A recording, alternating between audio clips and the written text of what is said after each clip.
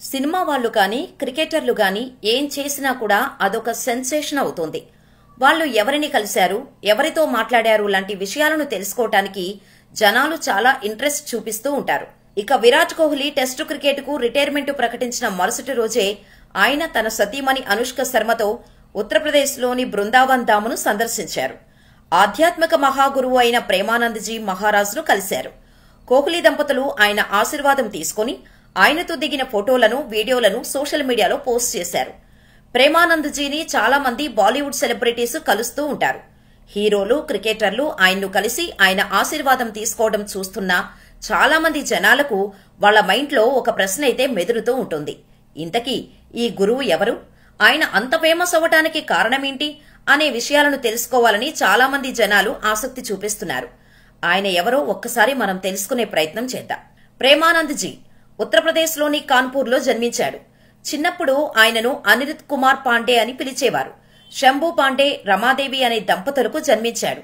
చిన్నతనం నుంచి కూడా ఆయనను పేరెంట్స్ భక్తిభావంతో పెంచడమే కాకుండా దైవం మీద ప్రేమతో పెంచారు. ప్రేమానంద్ వాళ్ళ తాతయ్య సన్యాసం తీసుకున్నారు. వాళ్ళ తండ్రి కూడా దేవుడంటే అపారమైన నమ్మకం. అన్నయ్య కూడా భగవత్పారాయణం చేస్తూ ఉండేవాడు. వీళ్లందరి మధ్య పెరిగాడు కాబట్టి ఆయనకు కూడా దైవం మీద భక్తి పెరిగింది. తను చిన్నతనం నుంచే భగవత్పారాయణం చేస్తూ పెరగటం వల్లే సాధువుగా మారాలని నిర్ణయించుకున్నారట. అందుకే ఇంటిని వదిలి వారణాసికి వెళ్లి సన్యాసిగా మారాను అని చెప్పాడు. అలాగే రోజు గంగానదిలో స్నానం చేసి గంగా తల్లిని పూజించేవారు. ఇక అక్కడి నుంచి బృందావనానికి వెళ్లిన తర్వాత రాధా వల్లభ శాఖలో కూడా చేరారు.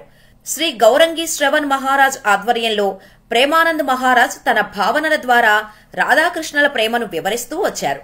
ఇక ప్రేమానంద్ మహాగురువుగా మారిన తర్వాత మనిషికి వచ్చే కష్టాలను ఎలా ఎదురించి నిలబడాలి, ఎంత సరళమైన పద్ధతిలో బతకాలి అనే విషయాలను ప్రజలకు బోధిస్తూ ఉంటారు.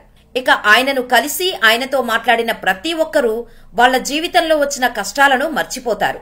అందువల్లే సెలబ్రిటీస్ సైతం ఆయన దగ్గరకు వెళ్తూ తన దగ్గర ఎక్కువ సమయాన్ని స్పెండ్ చేస్తూ ఉంటారు. ఇక టాప్ సెలబ్రిటీస్ అయిన విరాట్ కోహ్లీ, అనుష్క శర్మ, విక్కీ కౌశల్, రణవీర్ సింగ్ లాంటి వాళ్లు ఎన్నోసార్లు కలిసి ఆయన ఆశీర్వాదం తీసుకుంటూ ఉంటారు. విరాట్ కోహ్లీ और अनुष्का आए थे। प्रसन्न हो? नहीं, ठीक ही रहना चाहिए। जब प्रभु किसी पर कृपा करते हैं, ये वैभव बढ़ना या यश बढ़ना ये भगवान की कृपा नहीं मानी जाती। भगवान की कृपा मानी जाती है अंदर का चिंतन बदलना। भगवान जब कृपा करते हैं तो संत समागम देते हैं, फिर दूसरी जब कृपा होती है तो विपरीतता देते हैं और फिर अंदर से एक रास्ता देते हैं। ये मेरा रास्ता है, ये परम शांति का रास्ता है, ये शांति का रास्ता नहीं।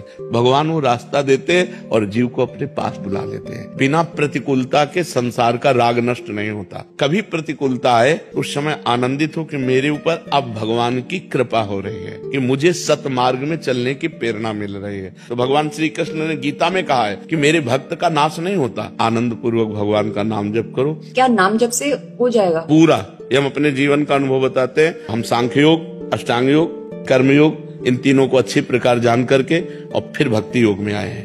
भगवान शिव राम राम राम राम राम राम जपते रहते हैं। हम वृंदावनवासी तो हम राधा राधा राधा राधा, भावुकता में राधा राधा का प्रचार नहीं कह रहे कि हमने सुना और ऐसे ग्रंथों में पढ़ा, ऐसे कह रहे, स्वयं स्वाद लेके कह रहे और विश्वास के साथ कह रहे कि यदि आप राधा राधा जपते हो तो इसी जन्म में भगवत प्राप्ति हो जाएगी। कोई घाटे का सौदा तो है नहीं, ठीक है।